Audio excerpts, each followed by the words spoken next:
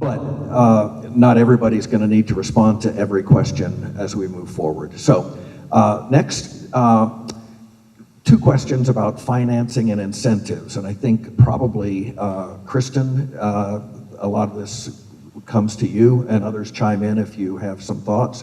What financing options are most accessible to homeowners, and how do you help homeowners budget realistically for a full rebuild or phased electrification upgrades? Excellent, thank you.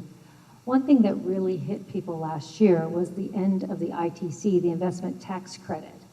And that's one thing in particular for solar, where it took away the 30% tax incentive that people were having. And we got a lot of business at the end of the year, people getting in under the wire.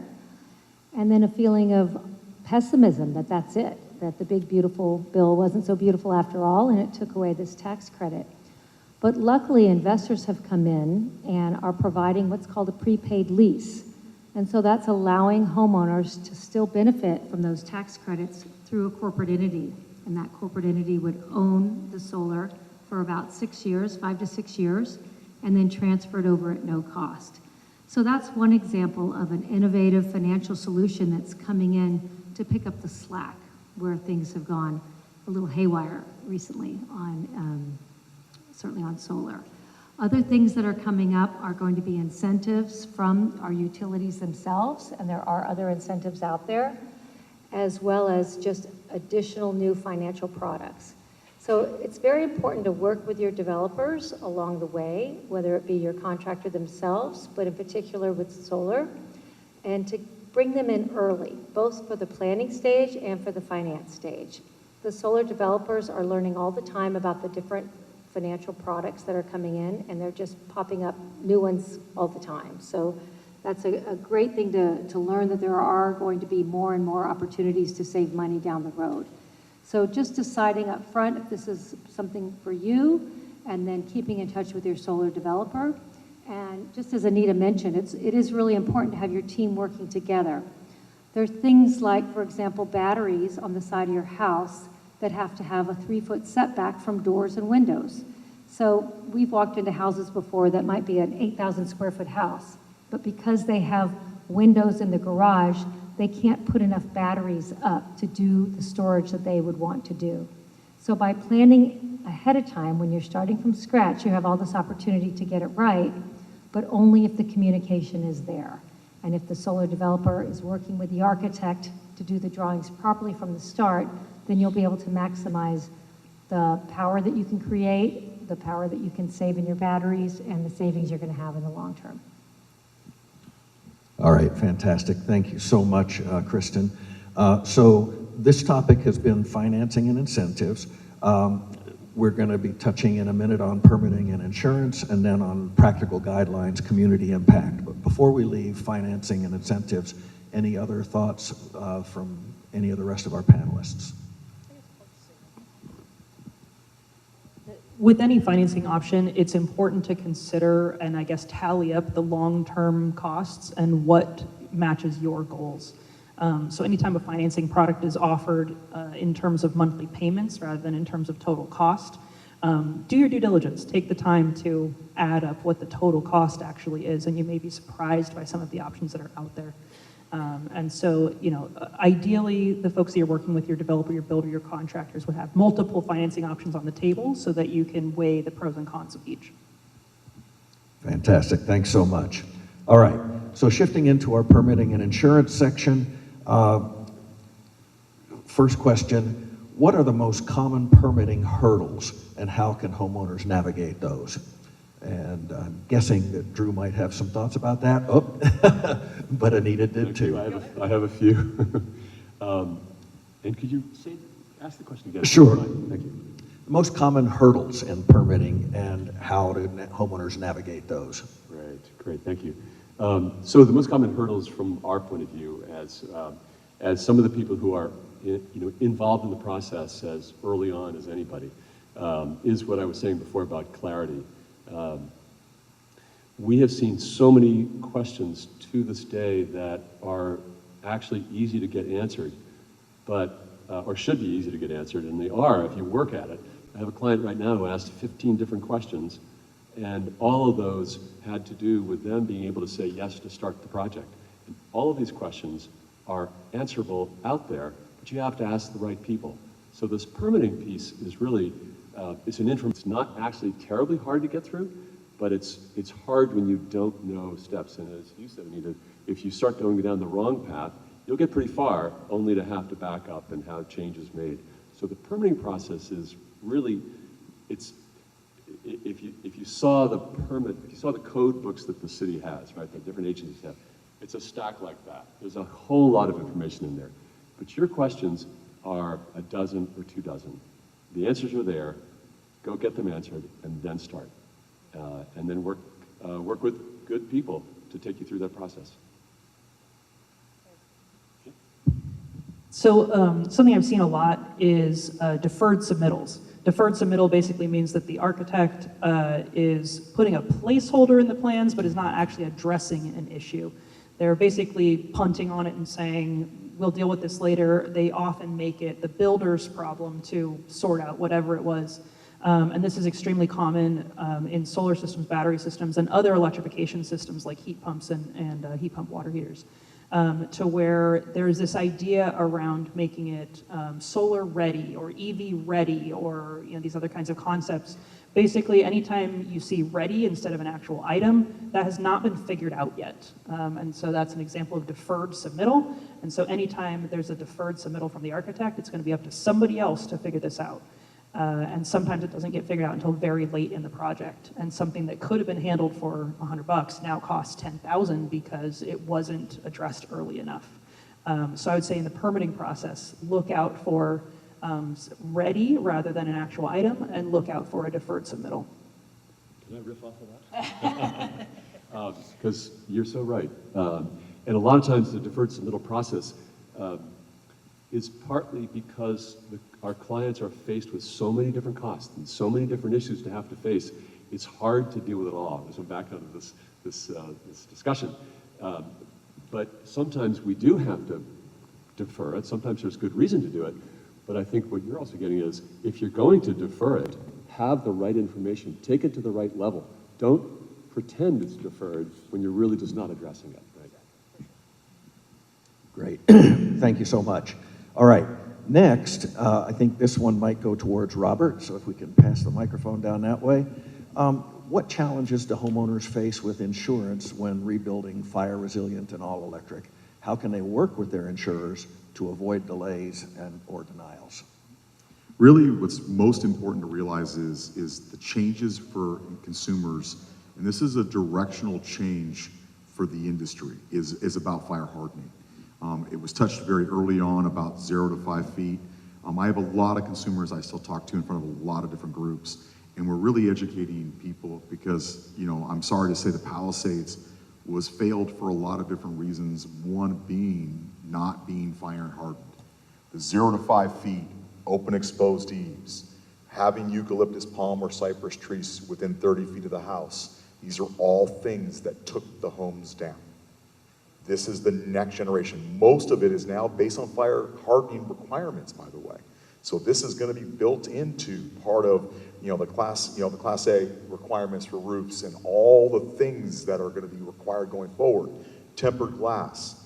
A lot of the homes had single pane or original windows. Well, when a fire breaks out, those windows pop. Any kind of radiant heat from next door, tempered glass can go exponentially higher and keep those homes from being damaged. There's going to be a lot of talk about fire hardening and fire mitigation systems from companies like Mighty Firebreak is one of the ones. They have a chemical that is called Citron that is completely EPA friendly versus Phos-Chek, which is deathly, metal, contaminant, all kinds of really bad, terrible things.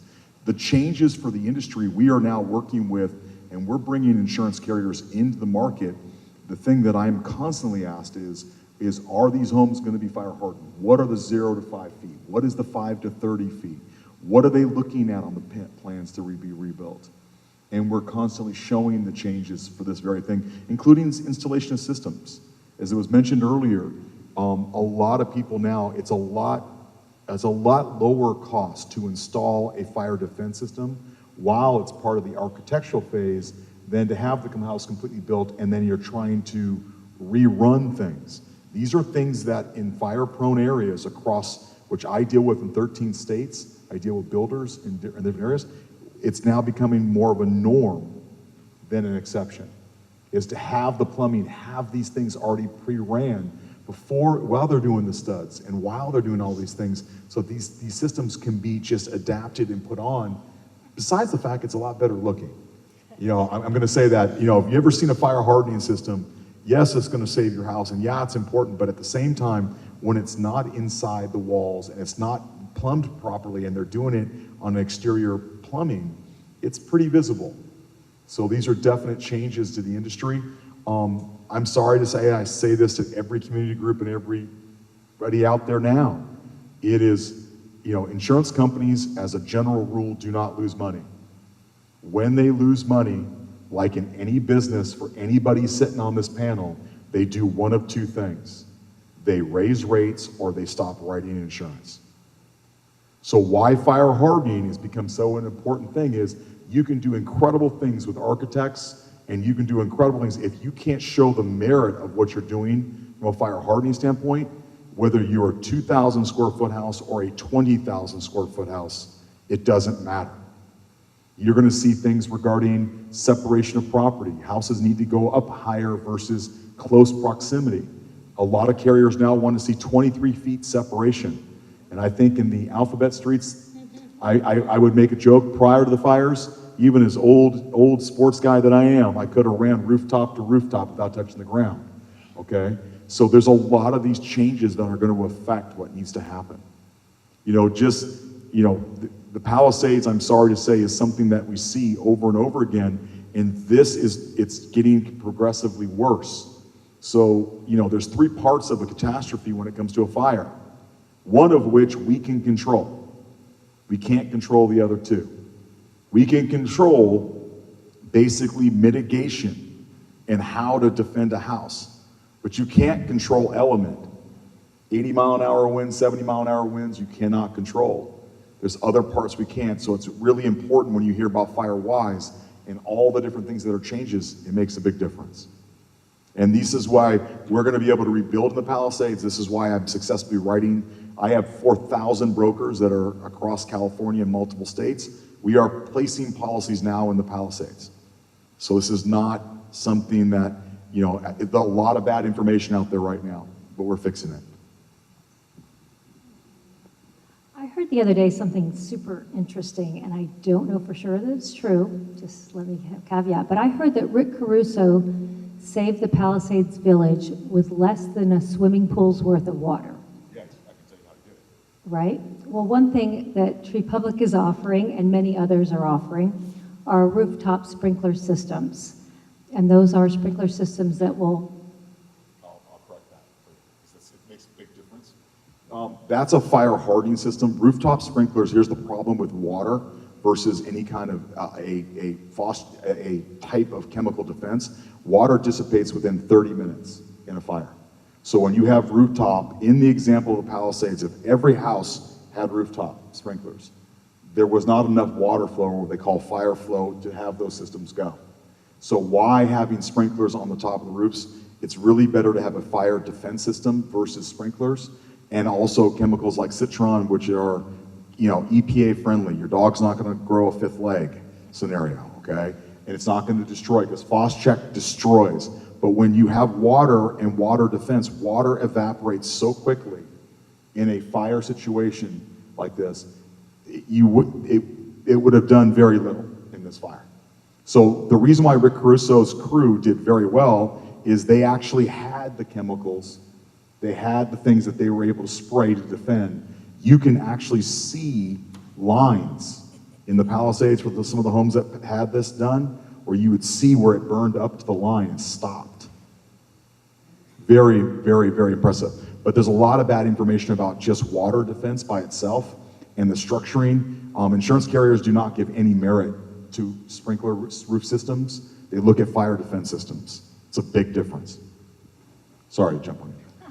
That's all right. Well, I did have a friend who saved his house with a rooftop sprinkler system, and they are able to point and aim and shoot where needed, and managed off-site and use a swimming pool or underground water reservoir. So it's a piece of the puzzle. Yeah. I hear what you're saying, With the but pool, though, you have chemicals from chlorine. Chlorine now damages everything around the property. So when you use your pool and it's chlorine-based, you destroyed all the vegetation around it. okay. Well, when your house is burning down, it's okay to destroy the vegetation.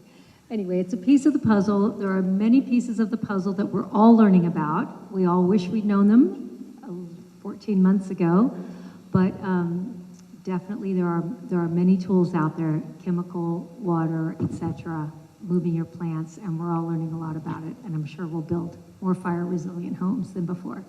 I'm going to take 5 seconds on this, and that is, I think one of our last questions might have to do with innovations, and there are a lot of innovations to talk about, just like what Robert's talking, just what you're talking about.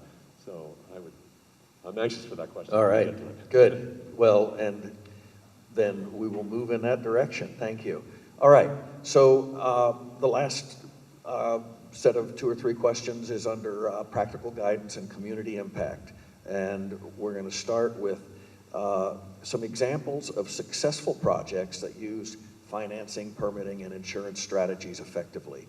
So let's see, Drew, you have the microphone. Talk a tiny bit about permitting. Just a good example of successful project that navigated permitting well. And give us the Reader's Digest condensed version, please. I'll do my best. Well, first of all, there's very little to point to in the Palisades right now. Let's be honest. There are homes going up, but there's not much really in terms of precedent that we can call upon and say, that worked super well.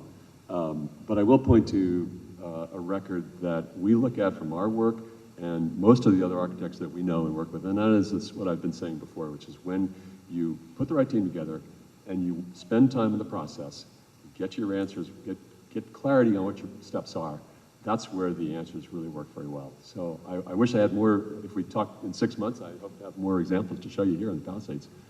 All right, great. So how about from the insurance perspective, and perhaps Robert again could address this one. Just any 1 or 2 successful projects that handled insurance well.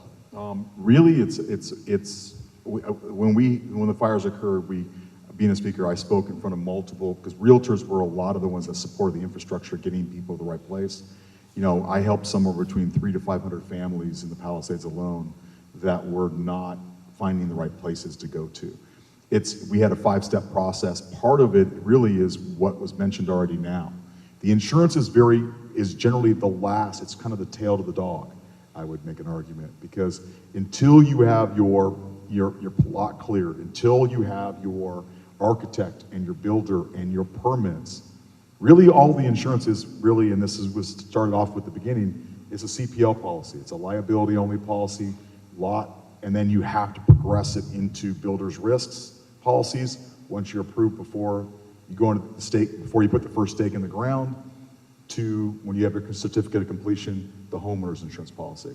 So again, as part of the process in the permits, what's really interesting about insurance, believe it or not, this is one of the things, most insurance carriers are not concerned. There are some, Cal Fair Plan is an issue regarding unpermitted structures or things of nature, but insurance companies look at things based on rebuild cost.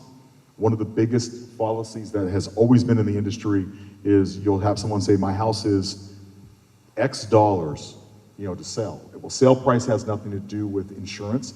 It's about rebuild. There was a lot of people that were underinsured. I'm sorry to say there were people up until the fires of January 7th that were asking for $200 or $300 a square foot. I think they drastically undershot. We were no quoting at that point. We were writing homes for the non-renewals. There was not a home in the Palisades that could not have gotten an insurance policy. We actually had coverage for all across the board as a wholesaler. So it's a lot of information about really ensuring the value, and it's a really game of the 3 bears. You want to be not too high, you don't want to be too low, you're trying for just right. And what the problem with the insurance industry right now is, when you really boil it down, is there's two different types or two different levels of insurance. For all of you out there right now, there's an insurance policy cost or rebuild cost if you burned your house down from a kitchen fire.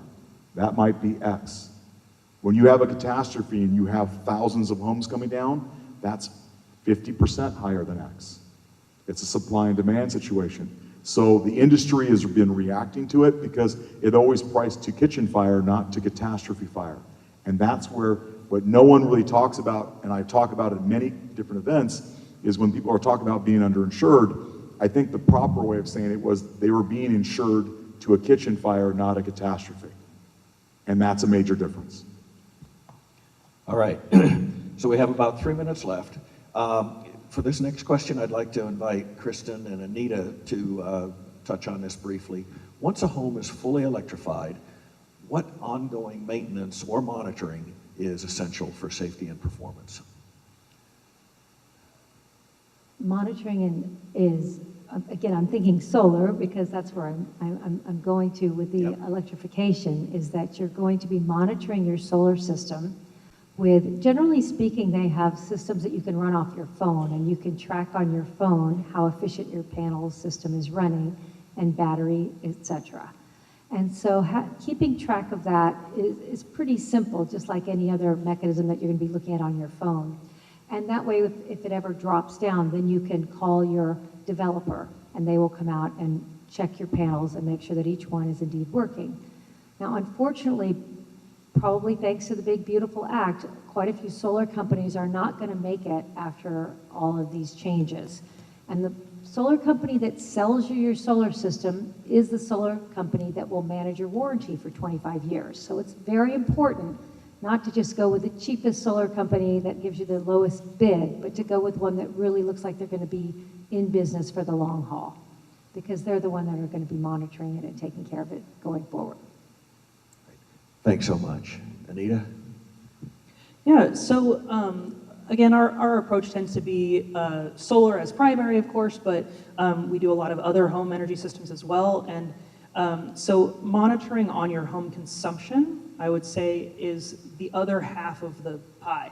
Because if you have monitoring on your solar system only, okay, you know how much your solar system is producing, but if you don't know how much energy you're using, then you actually don't have the information that you need.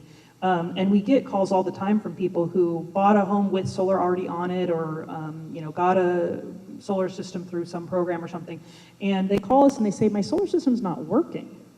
And when we investigate, we find out, no, the solar system's working fine. They're just using a lot more power than what the solar system can provide. And so monitoring your consumption, how much power you're using, is the other half of the puzzle.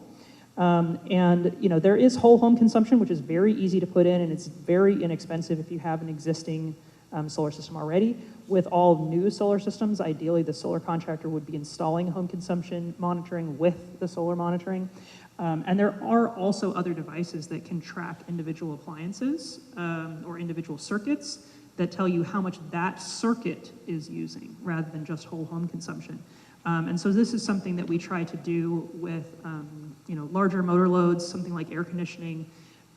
Ideally, you would get a car charger that is a smart charger, where you can see how much power the car charger is using. So individual circuit monitoring is also super helpful to determine, okay, how much am I really running my air conditioner? How much different would it be if I had a heat pump?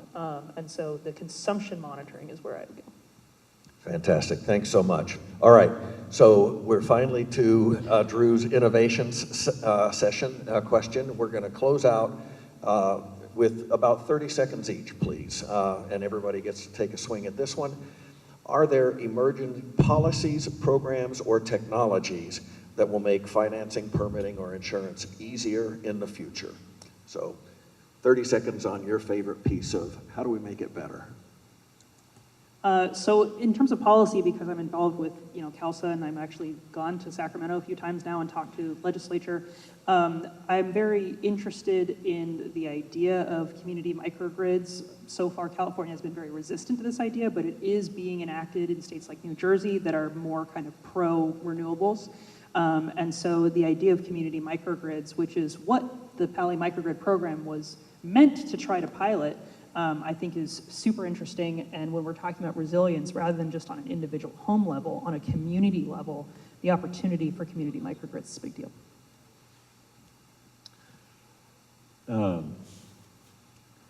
The first one that I want to talk about is what we're seeing, and this is going to be a little, maybe this will invite a little more discussion after this meeting, but we're very excited by a technology that uses sound waves. It's a company, one company right now called Sonic Fire Tech, and to put out a fire, they are using sound waves. This is not entirely proven yet. It's not really out there at a cost-effective level, but it's interesting that someone is actually looking at another way to solve the problem. And what they would tell you is that it's a way to stop the fire before it even gets. This is more like the kitchen fire issue, which is put it out before it gets through your whole house. So a technology like that is coming out, and it's great to see that people are working at something completely brand new. The other one is what you just referred to as, you know, a lot of us have a wearable of some kind, and we watch our heart rate and our sleep patterns. Our homes have the ability to be as carefully watched as our own bodies are. So put them in your house. This is a great time to do it. Excellent. One new technology I learned about a few days ago came from Tesla. They've been offering a Tesla solar roof for many years, which are solar tiles that make it look almost like a normal shingle roof, but they're black and they're solar panels in the shingles. They are now going to be launching a solar panel, which is a similar size to our regular solar panels that we've been putting on houses for years. But within that panel, it will have more quadrants of area and be wired differently so that that panel can actually produce up to 22% more power than a traditional solar panel has been able to do. This will be a huge leap in productivity for solar, and others will follow. And so it's just giving more and more hope to the fact that we can have our own energy coming from our own roof, clean energy from the sun, and power ourselves. And with the batteries, just literally get off the grid if we want to, or get into microgrids and be much more energy independent. Really, the technology and change is, as I mentioned to you prior to, is really the fire hardening. You heard a lot about 0 to 5 feet. The company Mighty Firebreak, as an example, now has mulch, because one of the things that a lot of consumers get upset about is that 0 to 5 feet is supposed to be either rock or there's no vegetation. They want to have their mulch. So you have companies like this that are creating mulch that not only doesn't burn, but actually puts fires out. Because what people don't realize most fires come from is spark. So here's a really interesting stat from the IBHS, which is the Insurance Institute.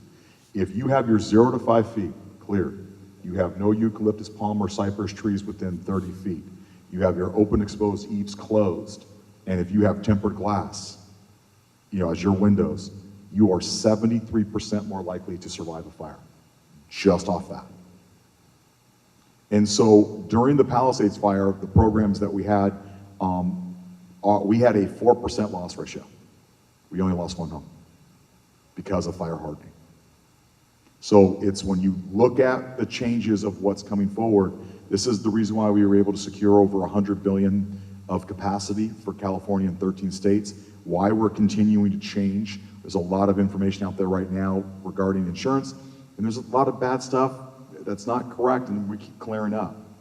But the technology keeps improving with regard to different things that are fire hardening. And so that's going to be a big pivotal point of what's going to change when, and be able to bring and maintain insurance and change the tides of what the costs are. All right.